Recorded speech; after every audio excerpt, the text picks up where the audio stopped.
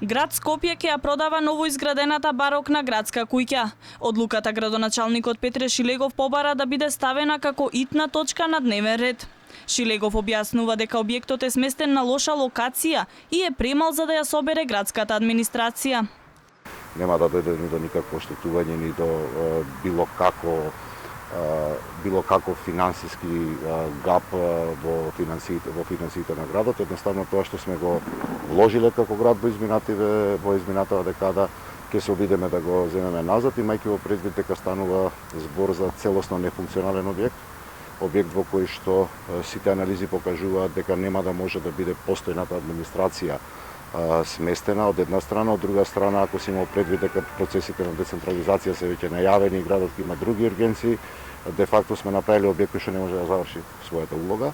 Објектот е на локација која што не користи на граѓаните. ВМРО ДПМН е жестоко реагира на одлуката на Шилегов. Тие велат дека градоначалникот претходно ја лажел јавноста дека градската куќа нема да се продава и прашуваат дали за сето ова се кријат лукративни, приватни и лични интереси. Петре Шилегов нема проблем да ја излаже јавноста. Впрочем, градоначалникот станува и лажго.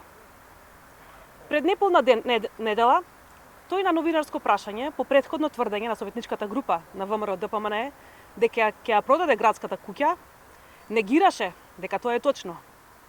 Шилегов изјави: "Јас лично не гледам и не препознавам во изминативе 2 години дека опозицијата креира било каква политика за градот.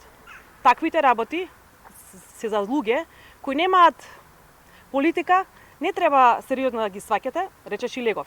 Значи, она на што предупредувавме, а Шилегов го негираше, сега се реализира. Поради барањето на Шилегов одлуката да се стави на дневен ред, како вонредна точка, опозицијата ја напушти седницата. Шилегов од своја страна објасни дека парите од продажбата на градската куќа ќе се употребат за нов пофункционален објект.